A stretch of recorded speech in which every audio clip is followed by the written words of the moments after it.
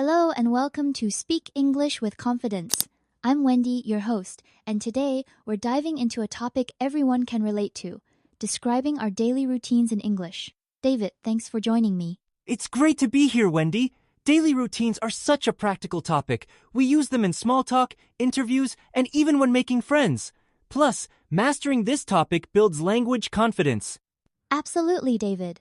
Before we break things down, can you share why talking about your daily routine was challenging when you first learned English? Sure. I remember feeling overwhelmed by verb tenses and the order of events. Sometimes I'd mix up I wake up and I woke up. But practicing step by step really helped. That's a common struggle. Today, let's walk our listeners through strategies, vocabulary, and sample dialogues so they can speak about daily routines confidently. Let's start with the basics. David, what are some essential words or phrases that everyone should know when describing their routine? Great question. Key verbs include wake up, get up, brush teeth, take a shower, have breakfast, go to work or school, come home, relax, and go to bed. These form the backbone of almost every routine. Absolutely. And don't forget connectors like then, after that, or finally. They help organize your thoughts. For example, first, I wake up. Then, I brush my teeth. Exactly, Wendy.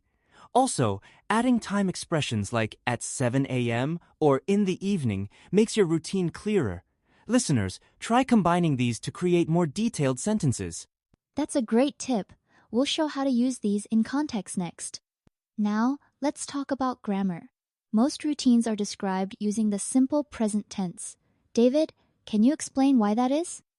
Sure, the simple present is used for actions that happen regularly, like habits or routines. So, instead of saying, I am waking up at 7, we say, I wake up at 7 every day. That's right. Many learners confuse the present continuous with the simple present.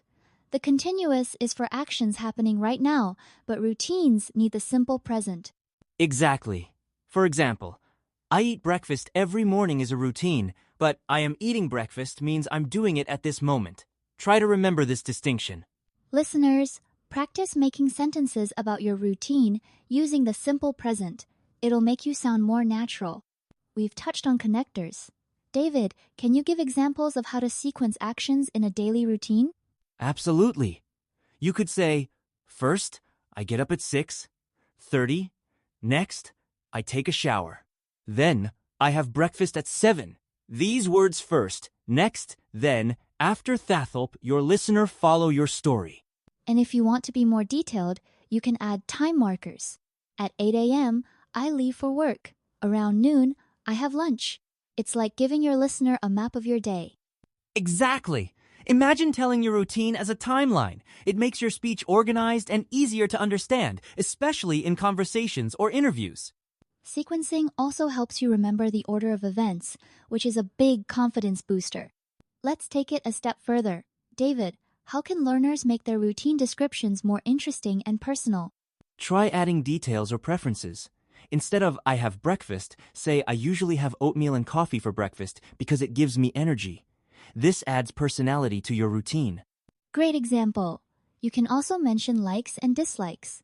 I enjoy jogging in the park after work, but I don't like waking up early.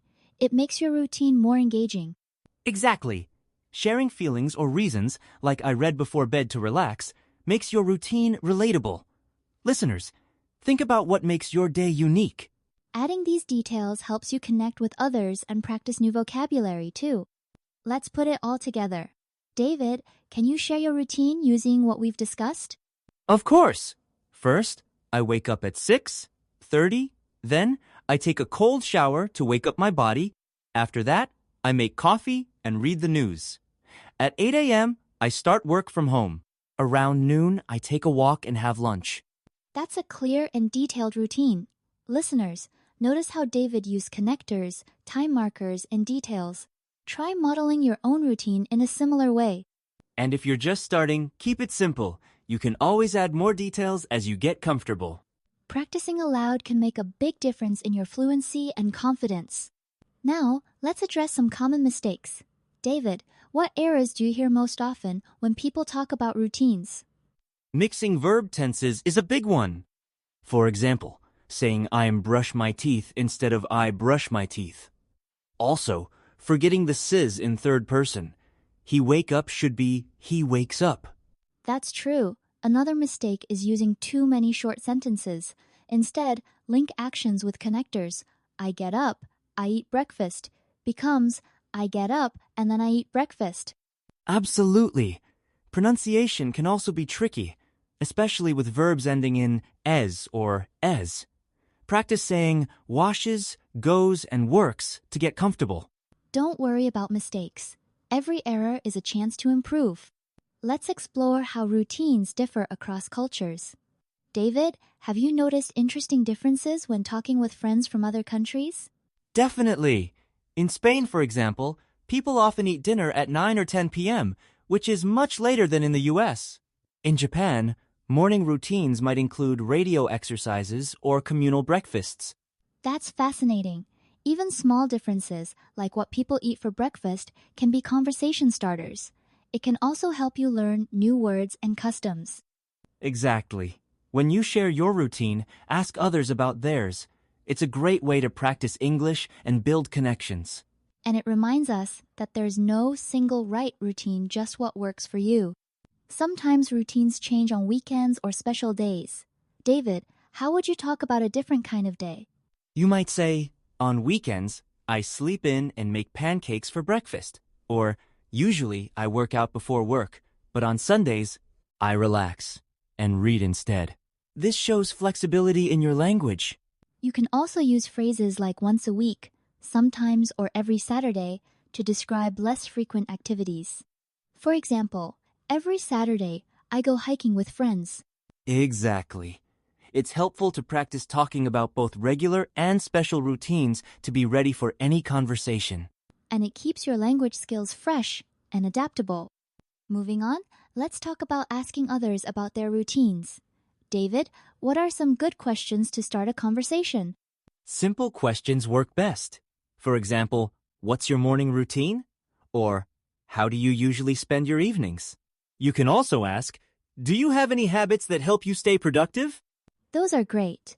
And if you want to keep the conversation going, ask follow-up questions like, why do you do that? Or, have you always had this routine? Exactly. It shows you're interested and helps you learn new vocabulary. Plus, sharing routines is a safe and friendly way to practice speaking.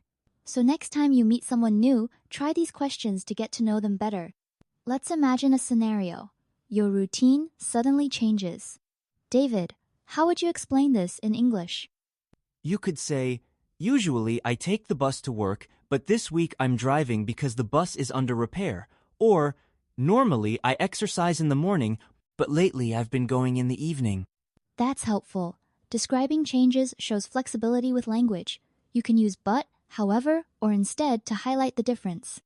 For instance, I usually have coffee, but today I had tea. Listeners, try describing a routine change. It's a great way to expand your vocabulary and become more comfortable in real-life conversations. Hypothetical scenarios add depth to your English skills and prepare you for unexpected situations. A practical way to improve is by role-playing. David, how can our listeners use role plays to practice routines? Role-playing helps you simulate real conversations. For example, pretend you're meeting a classmate for the first time and share your daily routines. It's even better with a friend or language partner. You can also record yourself and listen for areas to improve, like pronunciation or sentence order.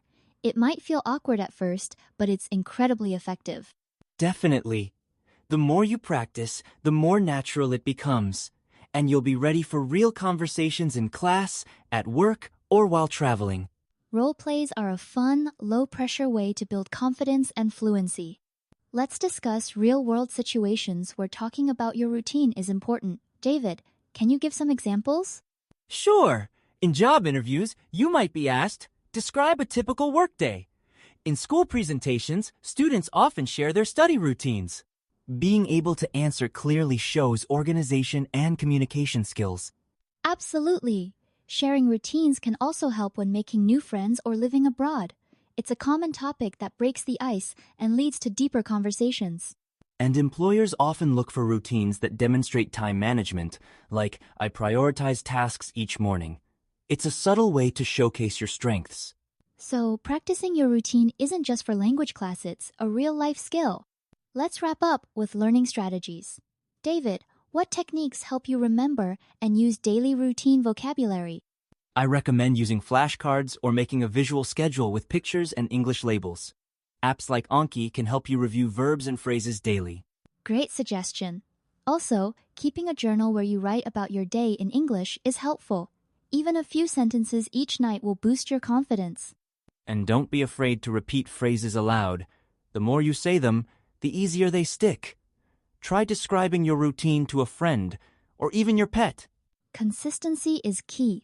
Just a few minutes each day can make a huge difference in your progress. We've covered a lot today, from vocabulary and grammar to cultural differences and real-life applications. David, any final advice for our listeners? Remember, don't worry about making mistakes. Focus on communicating clearly and enjoy the process. The more you practice, the more natural it becomes. Exactly. Start simple, add details as you grow, and celebrate your progress. Talking about your daily routine is a powerful way to build English fluency. Thank you for having me, Wendy. And to all our listeners, keep practicing and speak English with confidence. Thanks for joining us on Speak English with Confidence. Until next time, keep learning and keep speaking.